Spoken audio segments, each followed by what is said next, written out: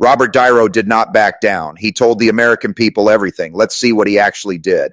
I want to say one thing about Donald Trump. Donald Trump is so obviously stupid. He is a punk. He is a dog. He is a pig. He is a con. He is an artist. He is a man who does not know what he is talking about. He does not do his homework. He does not care. He thinks he is tricking society. He does not pay his taxes. He is an idiot. Colin Powell said it best. Donald Trump is a disaster. He is an embarrassment to this country. It makes me very angry that this country has gotten to the point where this fool, Donald Trump, has become so important. He talks about how he wants to punch people in the face. I would like to punch him in the face. This is the person we want for president? I do not think so. What I care about is the direction of this country. I am very worried that it might go in the direction with someone like Donald Trump in charge. It is about insecurity. Donald Trump is deeply insecure. He is a narcissist. He is a sociopath. He has created a way of describing someone with his mental condition. It is frightening and scary. He is dangerous. We have to get rid of him. What if the anger we just heard is not just about politics? What if this famous actor was not just reacting to headlines, but to a hidden personal history that the public was never supposed to find out? This is not a scripted movie line. This is not a calculated Hollywood PR stunt. This is an Oscar winner completely losing his composure on a global stage. The unfiltered rage, the disgust, forces us to ask a terrifying question. What could drive a historically guarded cultural icon to completely burn every bridge of professional decorum? The mainstream media said it was standard political theater. They said it was another celebrity voicing their opinion during an election cycle. They missed the real story. They missed the underlying fuse that had been burning slowly for nearly 3 decades. Because beneath this explosive public outburst lay a silent standoff and psychological chess match played in the shadows of New York City's highest social circles. To truly understand why the tension broke when it did, we have to look closer at what was happening behind the scenes. We have to look at a question that baffled political analysts for years. Why was Robert Niro chosen to be the one to deliver this devastating blow?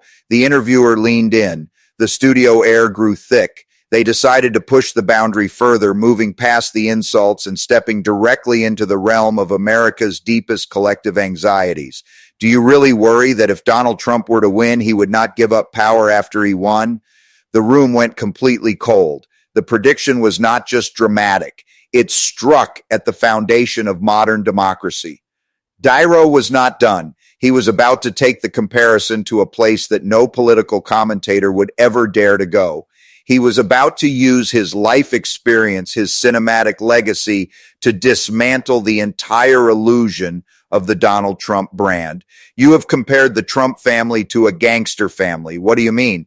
They are. He thinks he is a gangster. He does everything like a gangster. I do not think gangsters in that world would think much of him.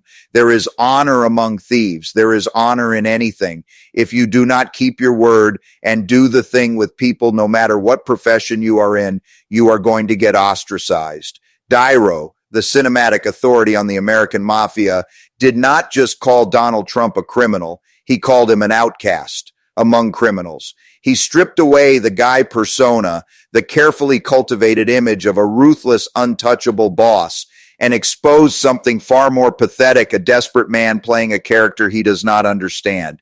This realization opens up a massive psychological paradox. If the facade is that transparent, if the behavior is blatantly mimicry, then how do we explain the millions of people who look at that exact same behavior and see a savior? How do we reconcile the divergence in human perception?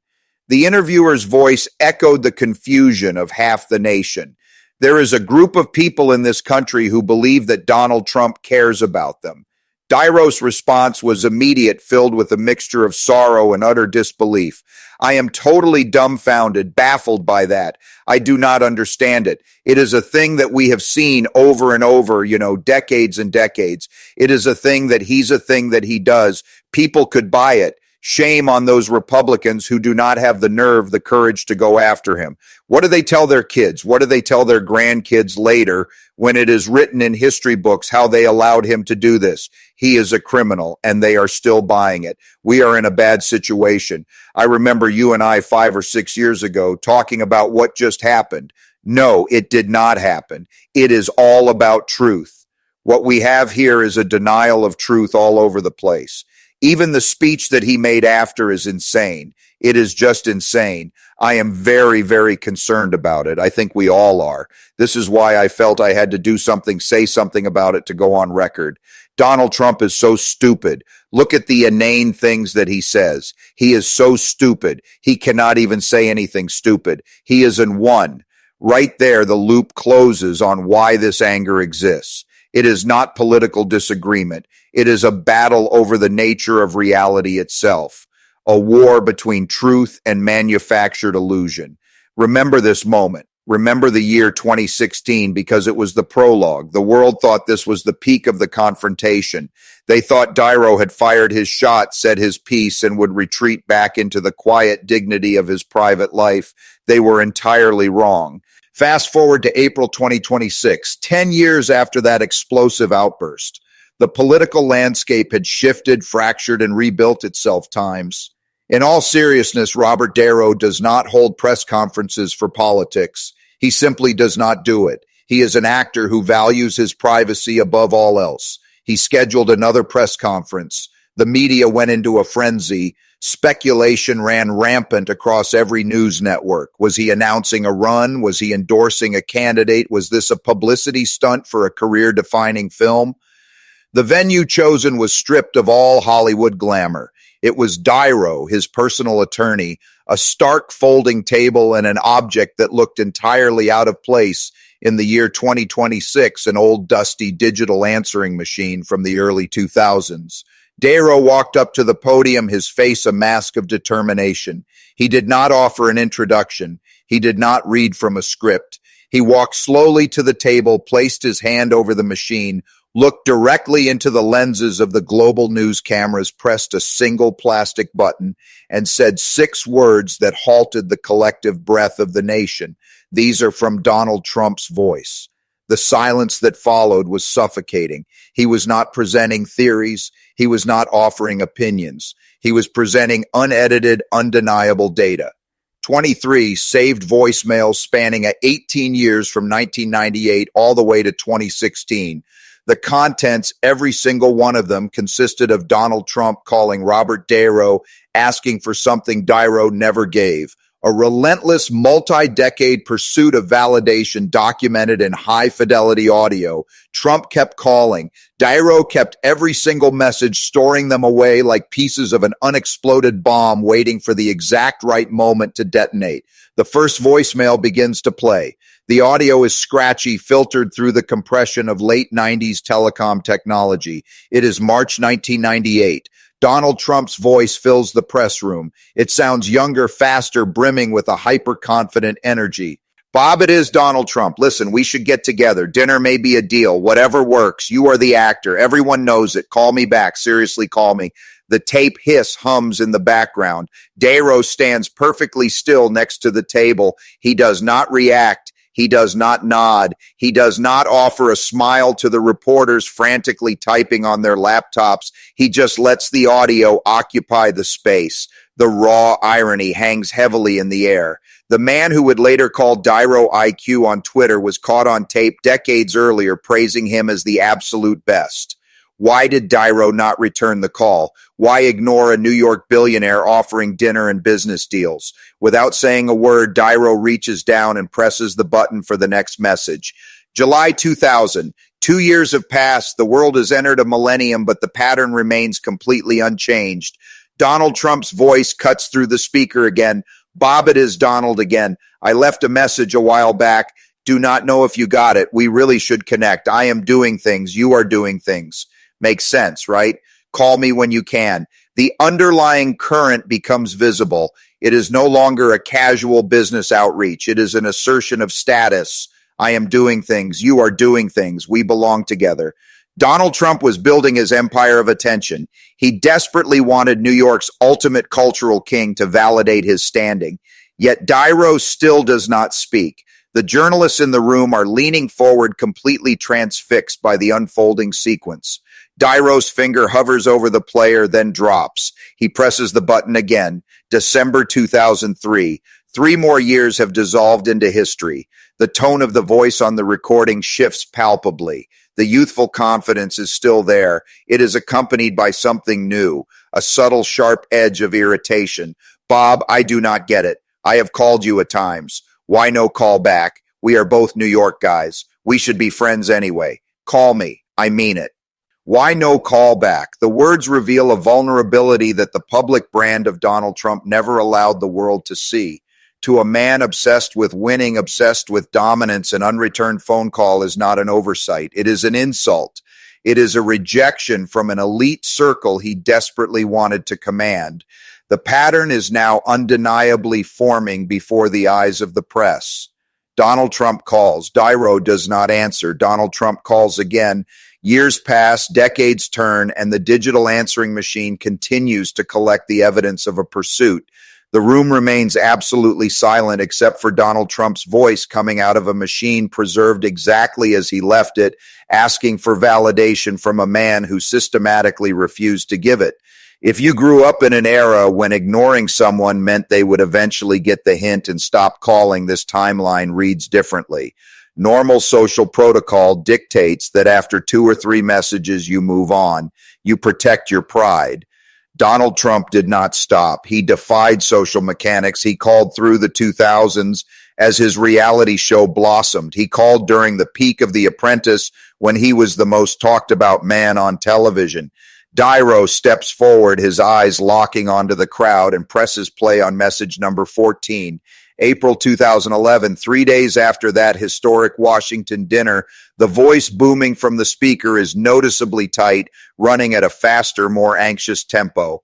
Bob, you would not believe what happened at this dinner in Washington. Obama, the media, they went after me. Total disgrace. You know what that is like? Being attacked. We should talk. Call me. The psychological depth of this message sends a shiver through the room. Donald Trump was not just looking for a business partner anymore. He was looking for an ally. He was reaching out to Niro, a man for playing isolated and battered figures, seeking a shared sense of grievance. You know what that is like. He was looking for shelter from the ridicule of the establishment. As the message cuts off, Niro's attorney steps up, leaning directly into the microphone to deliver a factual clarification that changes the entire weight of the timeline. Mr. Niro never returned any of these calls, not one. The revelation hits like a blow. 18 years of unyielding silence, a total blackout. To Donald Trump, New York City was a kingdom he owned. Inside that kingdom lived a man who treated his very existence as background noise. The attorney steps back. Niro's hand moves steadily to the console. He skips ahead, bypassing years of messages, landing directly on message 19. June 2015. The historical context hits the audience instantly. This is the month the golden escalator rode down. This is the moment modern history fractured. Donald Trump's voice is louder now, carrying an urgent authority. Bob, I am running for president. This is real. I am serious this time. I need people like you. Respected people, guys. If you endorsed me, it would mean something. Think about it. Call me back. The puzzle pieces click into place. The multi-decade pursuit was not aimless. It was preparation. Donald Trump understood the capital that Niro possessed. He wanted the validation of the American tough guy to legitimize his new political warrior persona. He needed the endorsement to prove to the world that his strength was not a television performance. History has already recorded the answer. Niro did not call back. He left the President of the United States waiting on a digital tape. The tension in the press room reaches a boiling point. There is one message left that Niro intends to reveal. Message 23, October 2016, 2 weeks before the presidential election. 2 weeks before Niro would release that unforgettable viral video calling Donald Trump a punk, a dog, a pig, and a con, the voice on the machine is completely transformed. The bravado is stripped away. The anger is gone. It sounds remarkably shockingly hurt. Bob, I saw what you have been saying about me. I thought we had respect for each other. I called you all these years. You never once called back. Now you do this. You are better than this. Bob, call me. Let us settle this like men.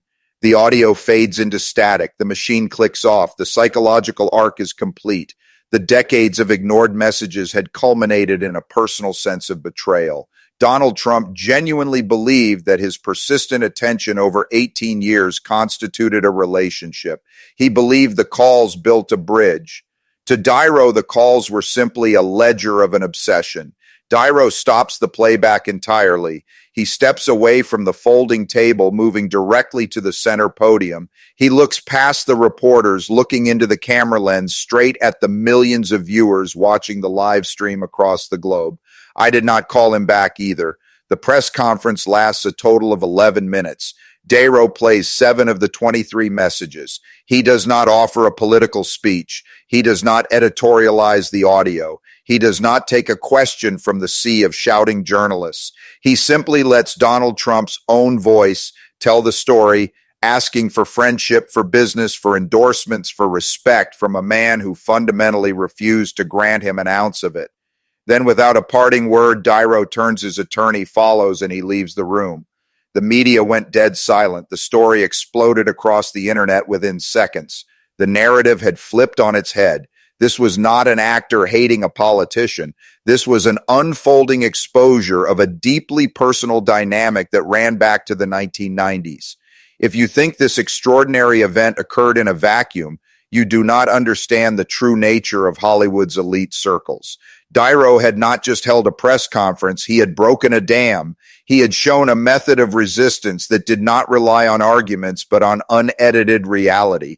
Here is what happened next.